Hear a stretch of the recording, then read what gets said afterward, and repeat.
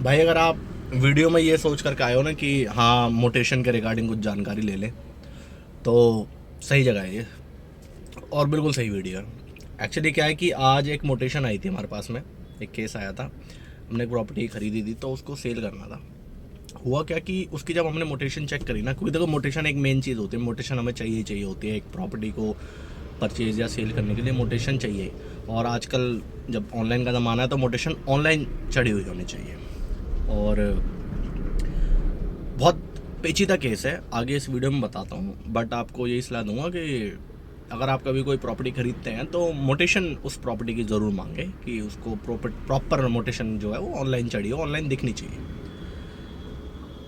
So video start करते हैं ना। और सब्सक्राइब के लिए मैं किसी को कहूँगा नहीं कि आप सब्सक्राइब करें, बट हाँ अगर आपको प्रॉपर्टी से रिलेटेड नॉलेज चाहिए और आप चाहते हैं कि कभी भी फ्यूचर में आपको एक गलत प्रॉपर्टी ना खरीद लें, क्योंकि तो हर किसी का सपना होता है प्रॉपर्टी खरीदना, तो गलत प्रॉपर्टी आप अगर ना खरीदें तो उसके लिए आप मेरे चैनल को सब्सक्राइब कर सकते हैं।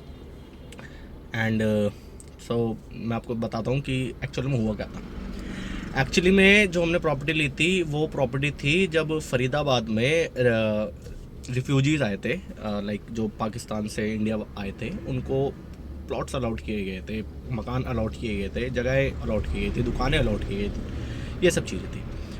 तो उनकी उस टाइम पे रजिस्ट्रियाँ, मतलब कि रजिस्ट्री तो खैर काफ़ी टाइम पहले शुरू हो गई थी तो मिल गई थी। देखो 1948 में आए थे, मतलब जब इनकी वो हुई थी तो वहाँ से जब आए थे तो 1948 1947 इसी बीच में आए थे, है ना।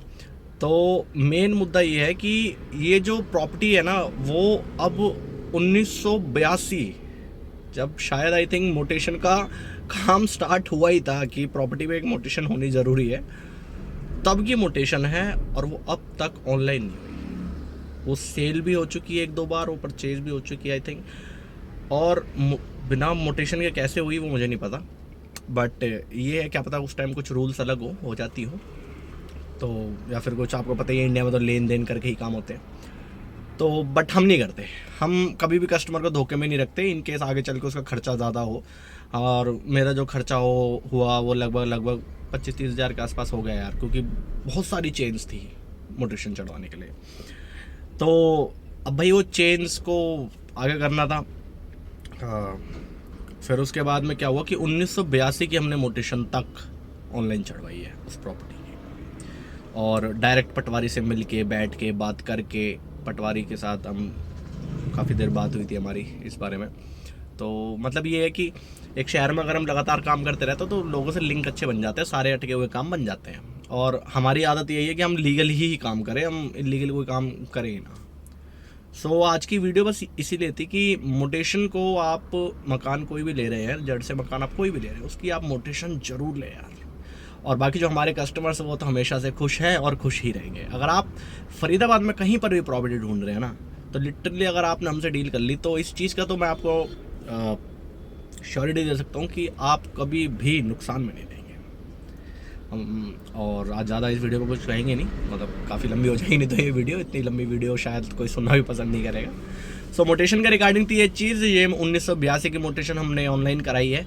और थोड़ी सी प्राइवेसी की वजह से मैं पेपर्स को वीडियो पे नहीं दिखा सकता, बट हाँ अगर आप मेरे से पर्सनली मिलने के लिए आएंगे तो मैं आपको ज़रूर दिखा दूंगा, फ़ोटो नहीं खींचने दूंगा, क्योंकि देखो थोड़े से सबकी अपनी प्राइवेसी होती है ना, सबकी अपनी प्रॉपर्टी है, कैसे कैसे मैनेज से बनाते हैं। So that's it, that's all about today, and मिलते हैं हमारी अगली वीडियो में। एंड अगर आपको फरीदाबाद में प्रॉपर्टी चाहिए या फिर आपके किसी भी नोन पर्सन को प्रॉपर्टी चाहिए, चाहे बनवाना हो, कंस्ट्रक्शन हो, बिल्डर हो, या फिर आपको सेल करनी है अपनी प्रॉपर्टी, तो भी आप हमसे कॉन्टैक्ट कर सकते हैं।